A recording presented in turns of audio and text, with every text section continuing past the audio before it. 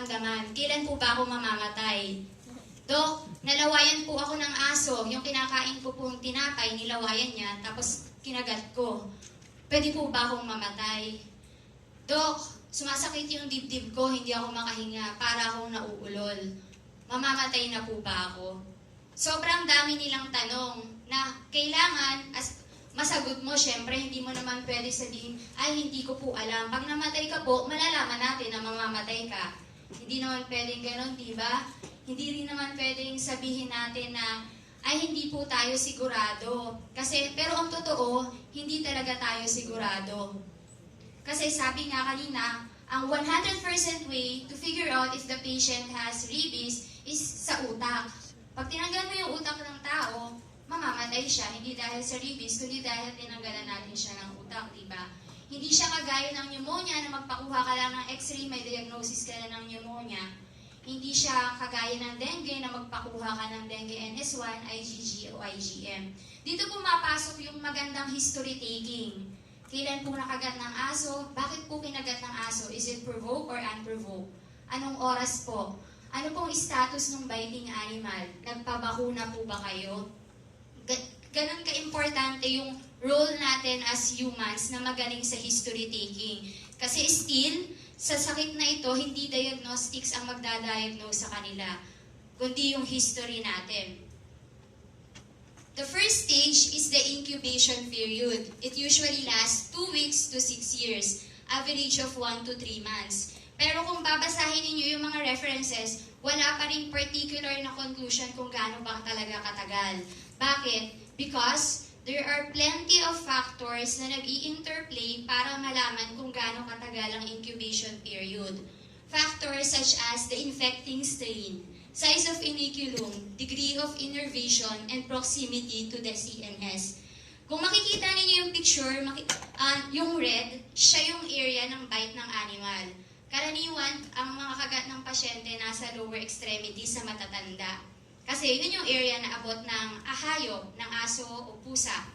Once makarating sila doon, as I've mentioned earlier, since the rabies virus is highly neurotrophic virus, ang goal niya is makapunta sa spinal cord para marating niya yung brain.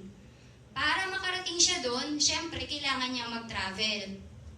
Kung gaano kabilis, ito yung mga factors. Kasi the nearer it is sa utak, totoo yun, mas mabilis siya makakarating sa utak. Kaya diba sa categorization, kapag head and neck, since malapit sila sa utak, automatically category 3 yun. Automatically, mas aggressive tayo sa management. Sa incubation period, walang simptomas na nararamdaman ng tao. Kasi nagtra-travel pa lang yung virus. The symptoms na nararamdaman ng tao is nangyayari once makarating siya sa nervous system. Not necessarily the central nervous system, but also the peripheral nervous system. This is just to show you the normal incubation period or the usual incubation period. Karamihan sa pasyente namin, within 71% of the patients na may rabies, it lasts for 1 month. Then the rest, it will last for at least 3 months, kaya 90 days ang usual incubation period. Now, dito na tayo sa prodrome period. Ito yung usual time na nakikita namin yung pasyente para magbakuna. Lalo na yung mga pasyente na hindi masyadong aggressive sa management. Dito sila nagsisimulang makaramdam ng simptomas. And the problem is, these symptoms are very non-specific.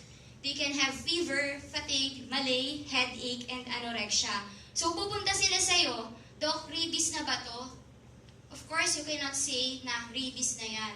Because headache, sobrang dami ng headache. It can be migraine, it can be cervicogenic headache, it can be tension headache. Fever, sobrang daming pwedeng cause ng fever. Anorexia, sobrang daming cause ng anorexia. Even a broken heart can cause anorexia, di ba? So, paano mo sasabihin na rabies yan? Wala. Ang pwede lang nating sabihin, pwede po. Because during the prodrome period, the symptoms are very non-specific. Dito, ang nangyayari, yung virus, nagtra-travel na siya papunta sa dorsal root ganglion.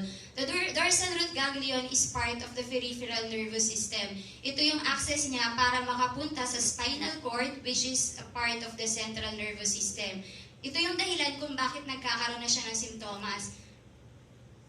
What happened is the virus will attack the immune system, resulting in ganglioneuritis. Kaya minsan yung mga pasyente natin nagko-complain, Dok, parang masakit yung area na kinagat ako. Rabies na po ba to? Hindi rin natin masabi kasi pwedeng oo, pwedeng hindi. Pwedeng masakit lang kasi normal response to inflammation is pain. Or pwedeng masakit na kasi may ganglioneuritis. And as I've mentioned earlier, there is no diagnostic tool. Hindi tayo pwedeng mag-biopsy ng area of bite and look kung meron bang mga negri bodies. That is not possible. The prodrome period usually lasts for 2 to 10 days. And once it reaches the acute neurologic phase, ito na yung classical symptoms na nakikita natin. Just like the video na pinireject kanina. It usually lasts for 2 to 7 days. The virus will go to the brainstem, thalamus, basal ganglia, and spinal cord. And once, ang problema sa rabies virus ayaw niyang magpapigil.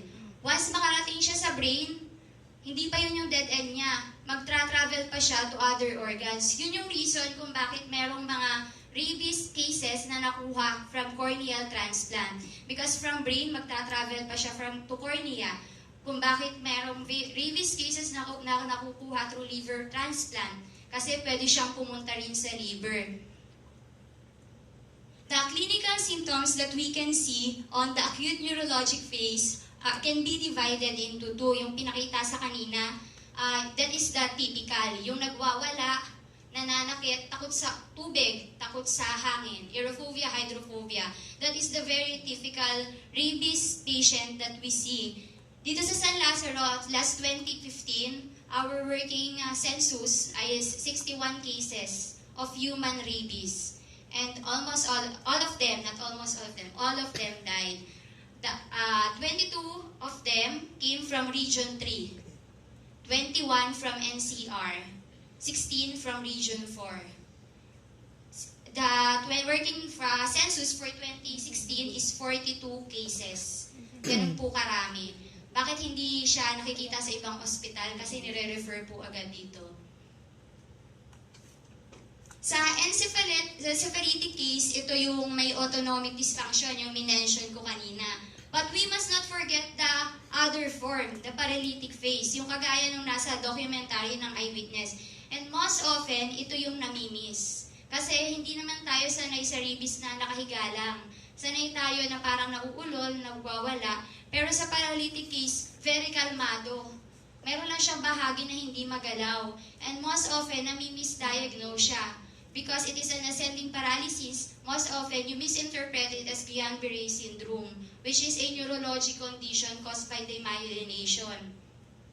Just to show you, still, the most common symptom of human rabies is hydrophobia, which can be seen in 82% of our patients. Yung hydrophobia and aerophobia, dahil siya sa spasm ng laryngeal muscles. And most often, ito rin yung una nilang nirereklamo. Para pong naninikip yung daanan ng hangin. Parang pag nakakakita po ako ng tubig, para siyang nag-i-spasm, hindi po ako mapalagay. Siyempre, mas ikokonsulta nila yon, lalo na kung uhaw na yung pasyente na hindi siya makainom. Problem is, you cannot also give IV fluid. You cannot give oxygen kasi dun nga sila mas lalong na-trigger. Just to show you, furious type is usually manifest with non-specific symptoms, hydrophobia, aerophobia, photophobia, and death. The survival is 3 to 5 days. In contrast, yung paralytic type, which is seen in 20% of the patients, meron siyang ascending paralysis, death. Ang pinakagusto ko lang i-emphasize dito is yung survival. Mas matagal bago mamatay yung paralytic type. And most often, kapag dinala sa ospital ang pasyenteng may rabies, ang karaniwan nating sinasabi, obserbahan po natin siya within 24 hours to 72 hours. Pag namatay po, malaki po ang tsansa na rabies po yan. But the problem is, what if it is a paralytic type? Survival can last for 7 to 21 days. And hindi tayo sanay na ganun katagal yung hinahaba ng pasyenteng may rabies. Kaya it is often misdiagnosed. Ano problema kapag hindi mo na-diagnose na ang kinamatay ng pasyente is the paralytic type of rabies? What will be our problem? hindi natin masasabihan yung relative na magpabakuna rin, post-exposure prophylaxis. So their life will also be at risk. Then the endpoint will be coma and death, which usually happens 4 to 10 days after symptoms. The mother intensive care may prolong their life. Once dumating siya sa amin, pinaprime na namin yung pasyente na pakakalmahin lang po natin siya. Pero yung gamot po mismo sa rabies, wala po. Kasi once magka-symptoms po, tuloy-tuloy na po yan. Binibigyan natin ng haloperidol, diazepam, diphenhydramine just to minimize the aggression para lang hindi sila masyadong magwala, hindi makapanakit. But those are just palliative, not really therapeutic. And usually, once mangyari yun, death is inevitable. Hinihintay na lang natin silang mamatay. So, my take-home message for this can be summarized with this picture. As you can see, from inoculation, pupunta siya sa incubation. And doon darating ang prodrome, then clinical symptoms, coma, and death. The very important part for us as clinical health workers will be the prodrome period, wherein the symptoms are very non-specific. Kailangan kasi mabakunahan talaga natin siya. Bago dumating yung prodrome, at least makapagbigay tayo ng panlaban sa katawan. Because once the virus attaches to the nervous system, there is no way for the vaccines to reverse the symptoms. Once magka-symptoms yan, tuloy-tuloy na yan. Tuloy-tuloy towards coma and death. Ganun siya ka-importante. Kahit bakuna lang yan, dapat hindi natin i-delay. Kasi yun lang yung magagawa natin para at least may panglaban yung pasyente. At least hindi siya mamatay dahil sa rabies. So, to end this lecture, I have showed you that the myths about rabies is not true. Rabies is fatal, that's why rabies should be prevented. So as healthcare workers, we should all do our part. Thank you and good morning.